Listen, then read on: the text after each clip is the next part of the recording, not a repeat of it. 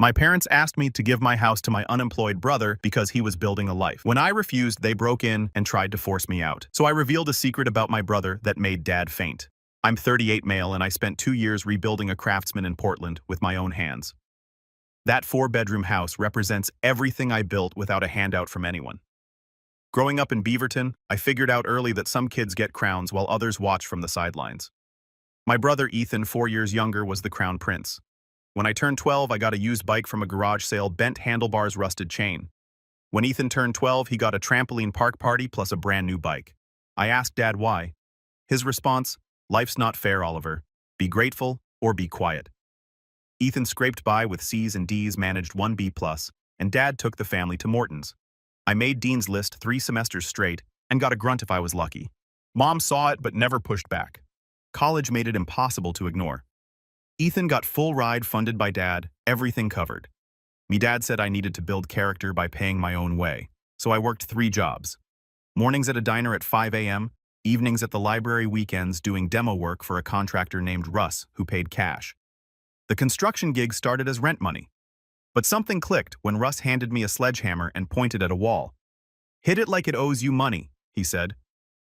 After a month, he pulled me aside. "You're not just swinging for a paycheck.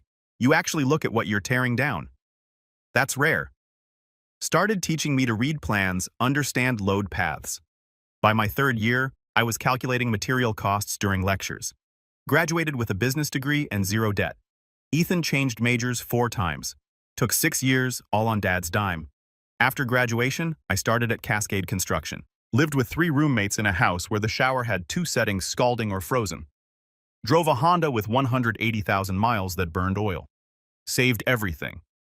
Ethan got a condo down payment and a new Audi. Spent 6 years learning property development. Took every garbage job nobody wanted. My boss Gary pulled me aside one night after finding me in the office at 9 p.m. "You're thinking 3 projects ahead. Time to build your own thing before you get stuck here forever." At 30, I bought a fixer-upper in a sketchy part of town where gunshots were the neighborhood alarm clock. Spent 8 months renovating it, sleeping on a cot. The foundation had settled 2 inches on the northwest corner. I jacked it level, poured new footers, replaced the rim joists, pulled permits for everything, did it right, sold it for 45% profit, rolled that into the next property, built my company, while Ethan bounced between jobs lasting 8 months max. Dad always had excuses ready. The boss didn't appreciate his innovative thinking. Never Ethan's fault. Ethan's relationship history matched his employment record. First came Brittany, who he borrowed $4,000 from before she kicked him out. Then Jasmine, who supported him for 5 months. Dad always swooped in with cash. Then came Kelsey. Met her at some networking event. She was 26, worked as a social media consultant, 900 followers and sponsorships that paid in free protein powder. Within 2 months, Ethan proposed with a ring Dad co-signed for. Within 4, they were planning a wedding Dad agreed to fund. Red flags everywhere. Kelsey's Chanel sunglasses on a Target budget, Ethan's credit card debt Dad kept paying off. While my brother's life ran on Dad's credit card, my business grew, made a name doing historic renovations. By 35, I was bidding on major developments with wait lists. 3 years ago, I found the property that changed everything. 4-bedroom Craftsman in a neighborhood starting to turn. The house had been gutted by a previous owner who ran out of money. Exposed studs crawling with carpenter ants, ancient wiring plumbing leaking rust, but solid Douglas fir framing underneath. Spent 2 years on that house, worked my projects during the day, came home and worked until midnight with headlamp and Milwaukee tools. Rewired everything, replumbed the whole system, restored the hardwood floors with a belt sander, built a custom kitchen. The original knob and tube wiring had to be completely stripped out. I ran new circuits, upgraded the panel to 200 amps, installed GFCI outlets in the kitchen and bathrooms. Every inspection passed first try, every dollar was mine, every hour was mine. That house became proof that I could build something valuable on my own. Meanwhile, Ethan and Kelsey's engagement stretched into its 2nd year. They'd set 3 wedding dates, canceled all 3 because they kept spending the deposit money on other things. They lived in Ethan's condo that Dad had bought, surviving on Ethan's sporadic freelance work that paid maybe $600 a month, Kelsey's Instagram sponsorships, and monthly cash infusions from my parents. Kelsey had a talent for spending other people's money. Meanwhile, Ethan's credit cards were maxed at $47,000 across 5 different accounts. Dad paid the minimums every month to keep them from defaulting. Dad treated Ethan like a misunderstood entrepreneur. Mom enabled every bad decision with Venmo transfers. And me, I was the distant son who'd chosen material success over family connection. But I'd built actual walls. 4-bedroom house worth $680,000 that I'd bought for $340,000. Ethan couldn't build a credit score above 590. The call came from Mom on a Wednesday while I was reviewing bids. Her voice sounded nervous. "Honey, your father and I would love to see your house. We'd love to come for dinner this weekend. Just family." Part of me knew something was up. The other part agreed anyway. Spent the next few days getting ready, deep cleaned, planned Dad's favorites, ribeye steaks, I dry-aged myself, roasted potatoes, grilled asparagus, stocked up on premium coffee and drinks. They arrived Saturday at 6 sharp. Dad walked in looking around like a building inspector. Mom compensated with over-enthusiastic compliments. Ethan and Kelsey showed up 20 minutes late. Kelsey immediately started photographing everything with her phone. The house tour was predictably painful. I showed them the structural work, explained the foundation and floor system. Dad nodded while checking his phone. Mom cooed. Ethan and Kelsey whispered in the hallway. When we reached the master suite, Kelsey finally spoke. "Wow, Oliver, this bedroom is literally bigger than our entire bedroom. Must be nice having all this space just for you. Kind of a waste, right? For one person." "Seriously, bro," Ethan added. "What do you even do with 4 bedrooms? You don't even have anyone over. Pretty sad, honestly. You're just here alone every night in this big empty place." I smiled and said nothing. Dinner started civilly. Mom asked about my projects for 15 minutes. It felt almost normal. Then Dad sat down his coffee. "The house is impressive, Oliver. Better than I expected, honestly. You've done well for yourself." He paused. "Though I have to say it's way too much for a bachelor. All these empty bedrooms." Before I could respond, Ethan cleared his throat. "Actually, since we're all here, Kelsey and I have some exciting news." He reached for her hand. "We finally set a wedding date December 15th and we're planning to start a family right away." The table erupted. Mom got teary. Dad stood up to shake Ethan's hand. I said, "Congratulations, this is perfect timing." Dad continued. "Ethan and Kelsey need a proper family home. That condo is too small for children." I nodded. "There are some good neighborhoods opening up. I could help them look." "Actually," Dad interrupted, "your mother and I have been discussing a more practical solution." The room got quieter. "All you have this 4-bedroom house with 3 empty rooms. Ethan and Kelsey need space for their future family. It makes perfect sense for you to give them this place." Silence. "I'm sorry." What Dad waved his hand. "You're in real estate. You flip properties constantly. This is just another house to you. They need a home. You're one man who doesn't even need this much space. You can find an apartment. Let them settle in here." Kelsey was already looking around, probably mentally redecorating. Ethan had this smug look on his face like he'd already won. "This isn't just another property," I said, keeping my voice level. "This is my home. I spent 2 years rebuilding it." "Oh, come on," Ethan scoffed. "It's just a house. Stop being dramatic." "And it's not about the house," Dad said impatiently.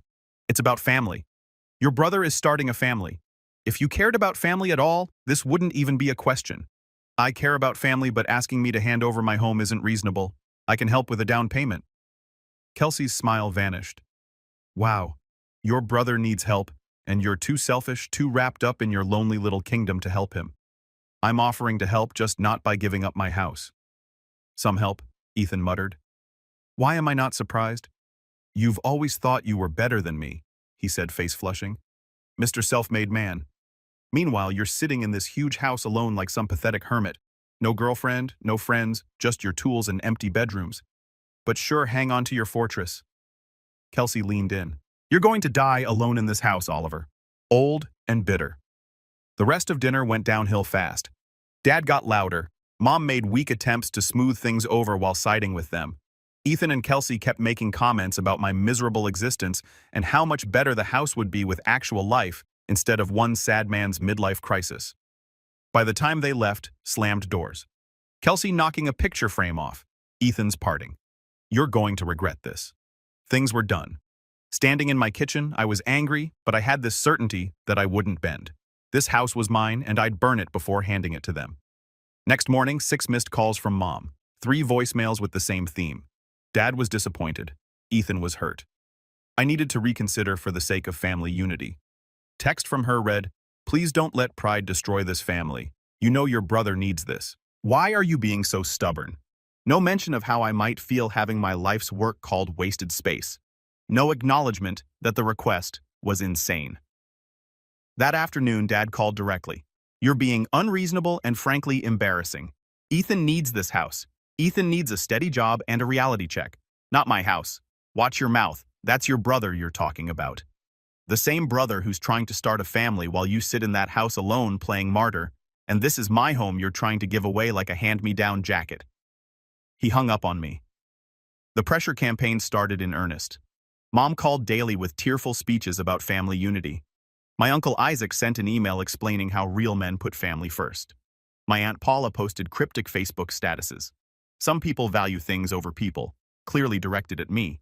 Even my cousin Blake sent a message. "Dude, don't be that guy." Everyone had an opinion. Then it went public. Ethan posted about how hard it was finding affordable family housing. Kelsey shared it. When family members could help but choose not to, praying for change of heart. The comments filled with relatives making thinly veiled references to selfish people. Dad escalated. Started calling my business clients, not many, just enough to cause problems. Told them I was dealing with personal issues and might not be reliable. 3 clients called asking if everything was okay. 1 postponed a project pending resolution of your family situation. That crossed a line. Family drama was one thing. Attacking my livelihood was war. I deleted Facebook and doubled down on work. 2 weeks after the dinner, things escalated. Came home to find Ethan's Audi in my driveway. Found him and Kelsey in my house with a contractor measuring tape in hand. The back door lock had been forced. Scratches around the deadbolt. Door frame splintered where they'd pried it open. "The master bathroom needs updating," Kelsey was saying, gesturing with her phone. "I'm thinking Carrara marble countertops and one of those rainfall showers. And this bedroom would be perfect for the nursery. We'd need built-in storage, expand the closet." "What the heck are you doing in my house?" Ethan turned annoyed. "Relax, bro. Just getting some preliminary measurements. Dad said you'd come around eventually, so we wanted to be ready to move in quickly. Get out." The contractor gathered his things, looking uncomfortable. "Look, I thought this was finalized." They showed me the address. Said the owner had approved the walkthrough. "Well, the owner didn't, and you're trespassing." Kelsey crossed her arms. "This is exactly your problem, Oliver. Everything is yours. Yours. Some of us understand what family means, what real sacrifice looks like. Family doesn't mean breaking in and planning renovations. We didn't break in," Ethan lied, even though the damaged door told a different story. "Since this will be our house soon anyway."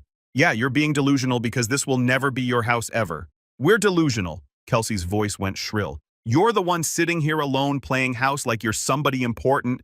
This place is wasted on you. We'd actually use it. We'd fill it with life and love instead of one bitter man's ego. Get out before I call the cops," I snapped.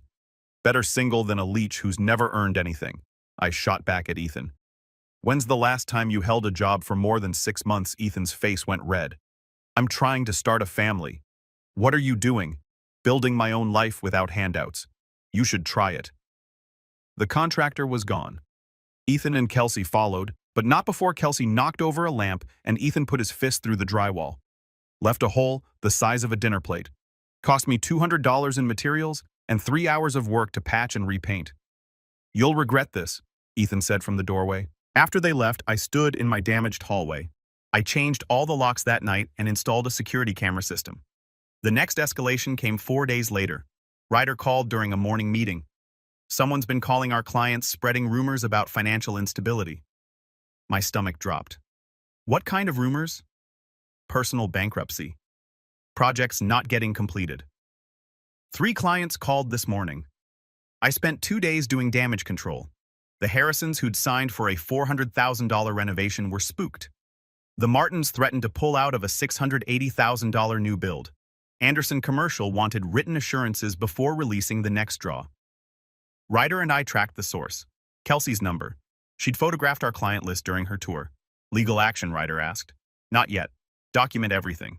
Ryder was former Marine. "No nonsense. Your family's sabotaging your business to force you out. That's warfare. When are you hitting back?" "Not yet." The final straw came Thursday evening. Got a call from my neighbor Jerry. "Oliver, there's people at your place trying to get in the back door." I went over. They said they had permission, but something seemed off. "What did they look like?" "Younger guy, woman with sunglasses." I was 15 minutes away, called the cops while driving. Arrived to find two officers talking to Ethan and Kelsey. Ethan was explaining they were family and had rights to the property. The cops looked skeptical until I arrived with my driver's license, property deed, and security footage showing them jimmying the back door. That's attempted burglary. One officer said, "He's my brother. This is a family matter." "It's a criminal matter when you try to break into someone's property without permission," the cop corrected. "Family or not," Kelsey jumped in, voice high and dramatic. "This is insane. We're family. Tell them, Oliver." I looked at the officers. "I've asked them repeatedly to stay away. They've been harassing me. Broke in once and now trying again. I want this documented." They didn't arrest them, just gave them a warning. But the officer pulled me aside. "I've worked family disputes for 15 years. This escalates. Consider a restraining order. Document everything. You're going to need it." After they left, Jerry came over with a soda. "Family problems. My brother and his fiancée think they're entitled to my house because they're starting a family, and I'm single." Jerry nodded. "Had a brother like yours. Spent 30 years bailing him out. You know what I learned?" "What's that?" "Some people only understand boundaries when you enforce them with paperwork and police reports. They need consequences, real ones." I thought about that all night. By morning, I'd made a decision. Monday morning, I visited attorney Rebecca Stone. Explained everything. The house demand harassment, attempted break-in, business sabotage. "You have grounds for a restraining order," she said. "But it will permanently damage family relationships. They're already damaged." She drafted the paperwork. Restraining order hearing scheduled for 3 weeks out. But something nagged at me. Dad's favoritism toward Ethan had always seemed desperate, like he was trying to prove something. I started digging through old family photos, spread them across my table. The more I looked, the more obvious it became. Ethan didn't look like Dad or me or anyone on Dad's side.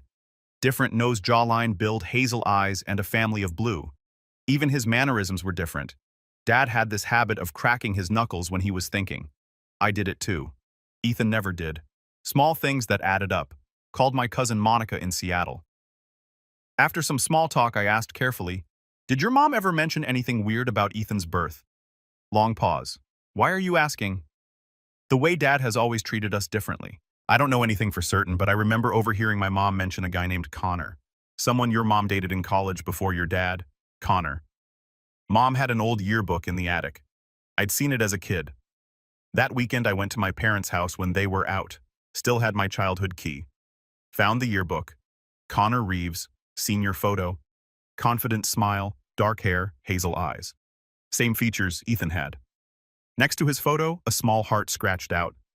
I researched. Connor Reeves lived in Denver, ran a consulting firm, married with 3 grown kids. In every photo online, I saw Ethan's face. Getting DNA proof would be tricky. Uncle Isaac's birthday lunch was the next family interaction. Dad texted saying I was expected. I showed up with fake civility. The party was tense. Ethan and Kelsey whispered loud enough for me to hear. Selfish and pathetic, but I wasn't there for reconciliation. I palmed Dad's water glass during lunch, grabbed Ethan's soda can later. Both went into Ziploc bags in my car. For Connor, I reached out through LinkedIn about consulting. We had a video call. I mentioned being in Denver for business. Coffee. Connor agreed. Seemed genuinely decent, successful, well-spoken. The coffee meeting was pleasant. When he went to the restroom, I grabbed his coffee cup and napkin, sealed them in bags I'd brought, sent all 3 samples to a DNA testing service, paid for rush processing, then waited. The restraining order hearing happened first. Rebecca presented documentation. The judge barely deliberated. The judge said to Ethan, "You and Ms. Torres are to maintain a minimum distance of 100 yards from your brother's residence and place of business. No direct or indirect contact. Any violation will result in immediate arrest." Ethan's face went purple. Kelsey looked like she wanted to set the courtroom on fire. Dad, who'd come to support Ethan, stood up sputtering. "One more outburst and you'll be removed," the judge warned. As we left, Dad caught up with me in the parking lot. "You got a court order against your own brother. My brother tried to break into my house twice. His fiancée sabotaged my business. I protected myself. This is what you've become. So obsessed with your house that you destroy your family. I didn't destroy anything. You did by treating Ethan like he could do no wrong while treating me like an inconvenience." Dad's face darkened. "I gave both you boys everything. You gave Ethan everything. I got lectures about character building. You got exactly what you deserved. Ethan needed more support. He's always struggled more than you." Wonder why that is, I said. Maybe ask Mom about Connor Reeves. Dad froze. I drove away. The DNA results arrived 3 days later. The envelope sat on my counter for an hour before I opened it. The report was technical, but the conclusion was clear. Dad and Ethan shared no paternal DNA. Connor and Ethan showed 99.9% probability of biological paternity. I'd been right. Ethan wasn't Dad's son.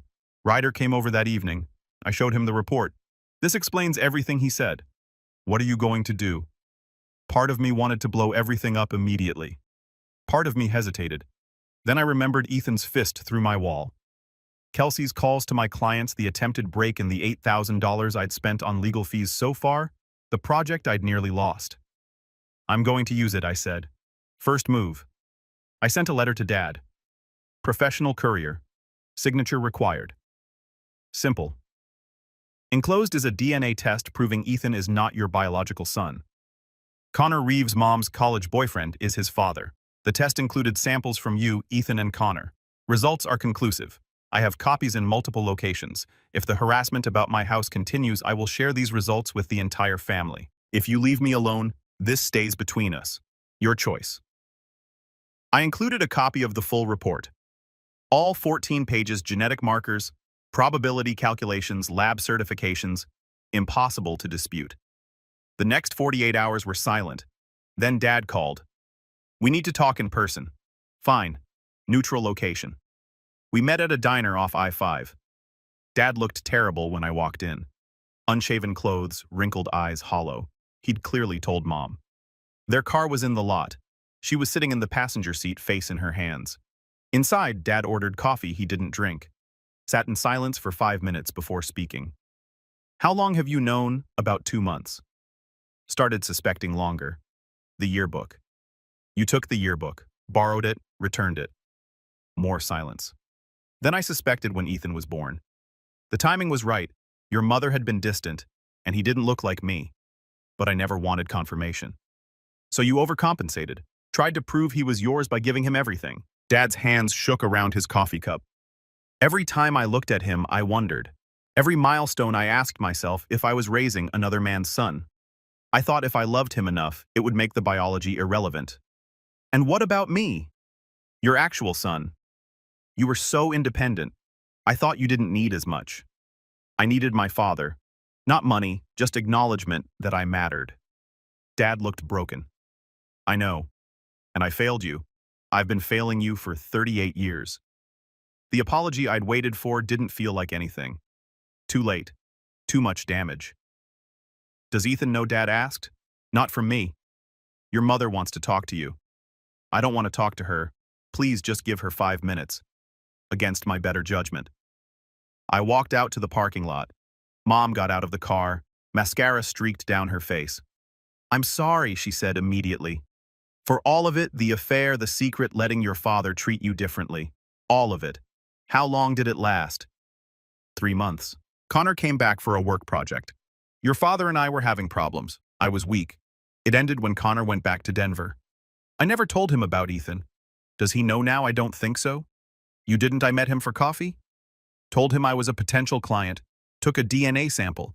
He thinks it was just business. I didn't tell him he has a 34-year-old son. Mom's relief was obvious. Thank you. Thank you for, I didn't do it for you. Connor seems decent. Didn't seem fair to drop a bomb in his life when he's done nothing wrong. What happens now? That depends. The house situation ends immediately. No more demands. No more harassment. Ethan and Kelsey stay away from me. My business, my property. You and Dad leave me alone unless I initiate contact. Do that and this stays private. And if we don't, then everyone finds out. Every relative, every family friend. I'll mail copies to everyone in Mom's Christmas card list. Ethan will find out his life is built on a lie. Dad will be the man who got cuckolded and spent 34 years overcompensating. And you'll be the woman who cheated, lied for 3 decades, and let her real son suffer. Mom flinched. That's cruel, Oliver. So is asking me to give up my home for your mistake. So is watching you enable Dad's favoritism my entire life because you were protecting your secret. We all make choices. I left them in the parking lot, drove home. Didn't feel anything. Just empty. 2 days later, Dad called. We've agreed to your terms. No more contact, no more pressure. Just leave it alone. Don't tell Ethan, as long as you keep your end. There's something else. Your mother and I are separating. This brought up too much. We're filing for divorce. Couldn't find any sympathy. That's between you two. After he hung up, I sat in my house and thought about what I'd done. I'd destroyed my parents' marriage, weaponized a family secret, burned bridges that couldn't be rebuilt, but I still had my house, and that had to count for something. Uncle Isaac showed up at my office 3 weeks later. Ryder intercepted him. Isaac looked rough. Your father's falling apart. Moved into a motel, your mother's staying with Paula. And Ethan, what the heck did you do? I protected myself. You destroyed your parents' marriage. They destroyed it 38 years ago. I just stopped pretending. Isaac left without another word, but the encounter confirmed Dad had told people. The secret was leaking. My cousin Blake called that weekend. Dude, what's going on? My mom says your parents are getting divorced and it's your fault. It's complicated then. Uncomplicated. Is this about the house thing? Did you really get a restraining order against Ethan? Ethan tried to break in twice. His fiancée sabotaged my business.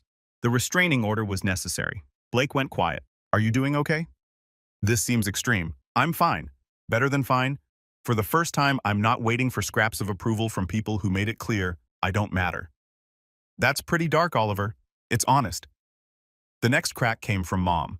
She violated no contact with a text. Please don't do this. We're a family. I didn't respond. 2 days later, your father is talking about telling Ethan everything. Please let me explain things to him first. Still no response. The divorce proceedings were bitter. Heard through Blake that Dad was pushing for full disclosure about the affair. Mom's attorney was fighting to keep it sealed, getting expensive and nasty. 6 weeks after my ultimatum, the inevitable happened. Ethan found out. Got a series of texts from an unknown number. You destroyed my family, you piece of trash.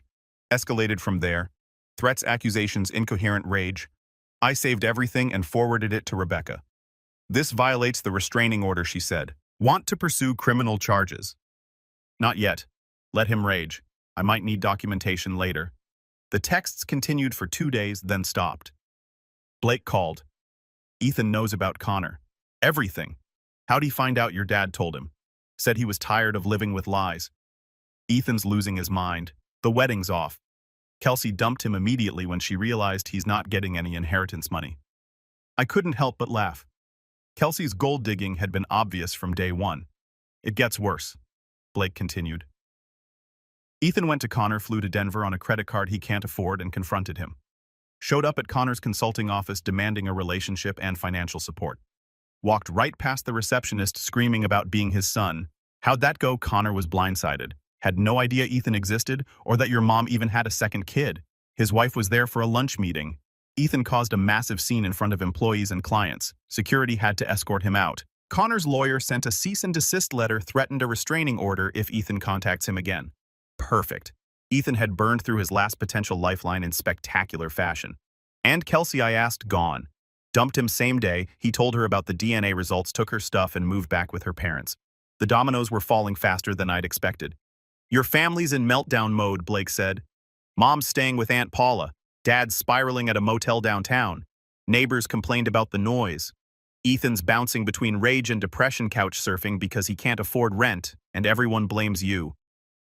3 months later, I'd settled into a new normal.